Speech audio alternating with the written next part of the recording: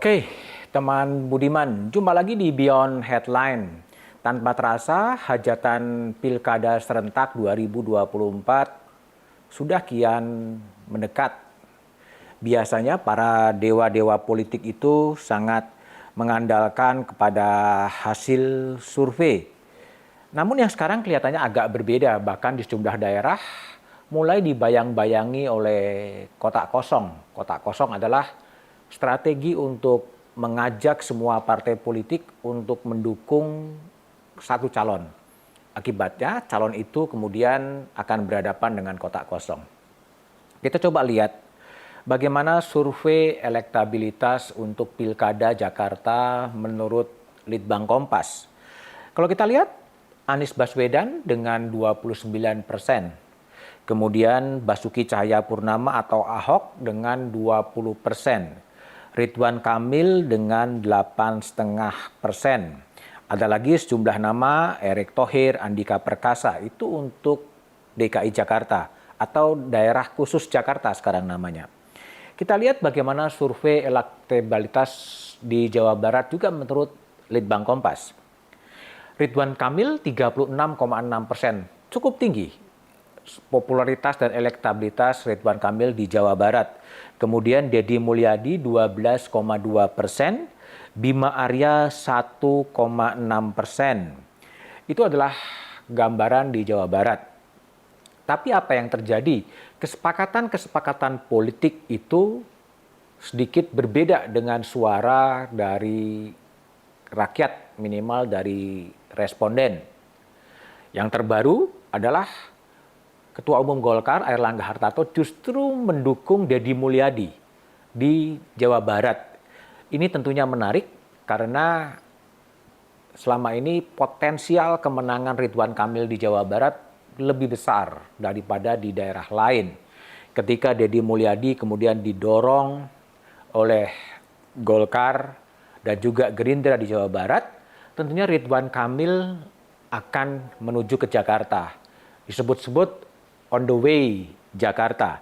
Padahal posisi Ridwan Kamil adalah menurut survei Litbang Kompas itu pada peringkat ketiga di bawah Anies Baswedan dan juga kemudian Basuki Cahayapurnama atau Ahok.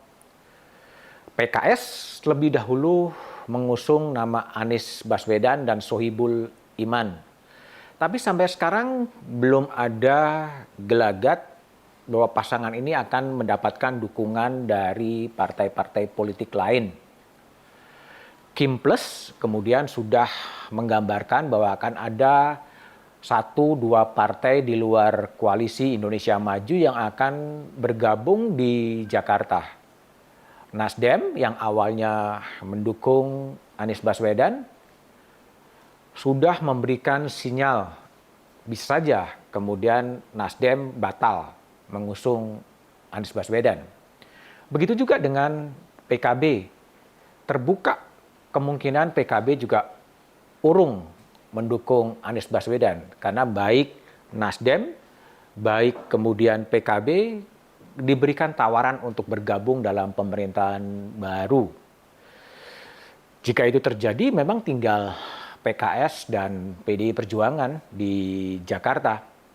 Seandainya kemudian PKS tetap ngotot dengan Sohibul Imam dan terbujuk masuk dalam koalisi pemerintahan Prabowo Gibran, praktis tinggal PDI Perjuangan sendirian di Jakarta. Apakah kemudian PDI Perjuangan bisa mengusung calonnya? Sendirian kursi PDI Perjuangan tidak cukup. Artinya apa yang terjadi? Bisa saja kemudian Anies Baswedan gagal berlayar menuju pilkada di Jakarta. Bisa saja kemudian pasangan Ridwan Kamil dan calon wakil gubernur yang lain yang belum disepakati siapa yang akan maju di pemilihan pilkada daerah khusus Jakarta. Jika itu yang terjadi, bukan tidak mungkin kemudian pemilihan gubernur daerah khusus Jakarta, ibu kota di era transisi akan berhadapan dengan kotak kosong.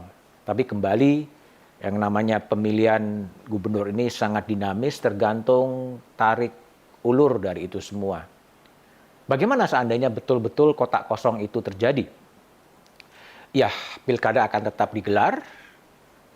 Pasangan Ridwan Kamil dengan wagubnya akan berhadapan dengan kotak suara, dengan surat suara yang kosong.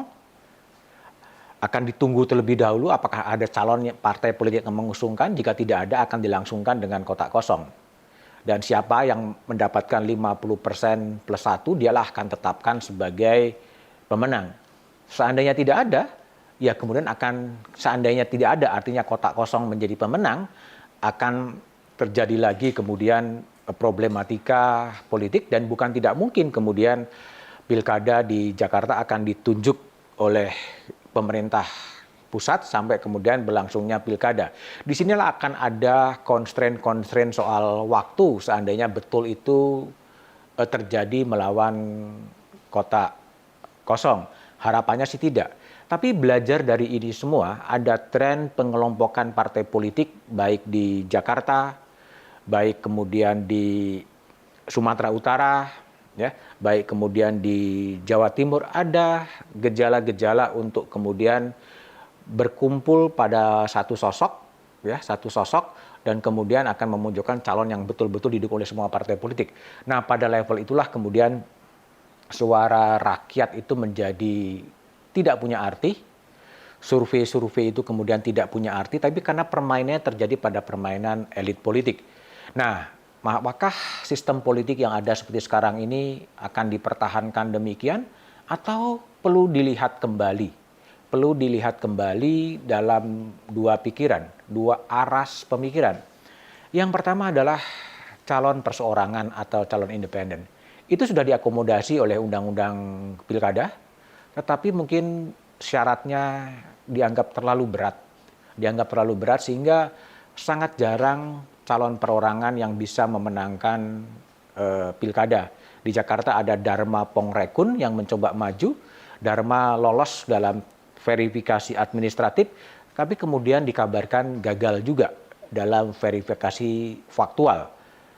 Itu adalah bagaimana munculnya memudahkan persyaratan untuk calon perseorangan, calon independen. Yang kedua adalah bagaimana threshold, ambang batas ini diturunkan. Ambang batas untuk mencalonkan kepala daerah ini diturunkan, sehingga semua partai politik tidak harus terjebak kepada sebuah negosiasi, pada sebuah tawar-menawar politik, tapi dengan menurunkan ambang batas pencalonan kepala daerah, tentunya semua partai politik bisa lebih leluasa untuk mengusung calon-calon kepala daerahnya, dan publik pun kemudian juga punya kesempatan untuk melihat ya siapa calon-calon yang bisa lebih berpotensi untuk maju. Karena waktunya sudah cukup dekat menuju November, saatnya memang elit-elit bangsa ini bersama dengan elemen masyarakat sipil untuk duduk bersama melihat apakah sistem politik, apakah sistem pemilihan kepala daerah yang ada sekarang ini sudah betul-betul bisa menghadirkan pimpinan-pimpinan atau calon pimpinan yang dikehendaki oleh publik. Bukan hanya kemudian dinegosiasikan oleh elit-elit politik, dikompromikan oleh elit politik, ada yang boleh maju, ada yang boleh tidak maju, dan kemudian publik, rakyat hanya disodorkan apa yang sudah disepakati elit. Saya pikir ini sesuatu yang perlu betul-betul dikaji secara bersama agar sistem pemilihan kepala daerah betul-betul demokratis jalannya tadi. Calon independen, calon perseorangan diturunkan syaratnya, dan kedua adalah kemudian bagaimana ambang batas untuk pemilihan kepala daerah itu juga diturunkan sehingga partai politik punya keleluasaan untuk mengusung calonnya sendiri.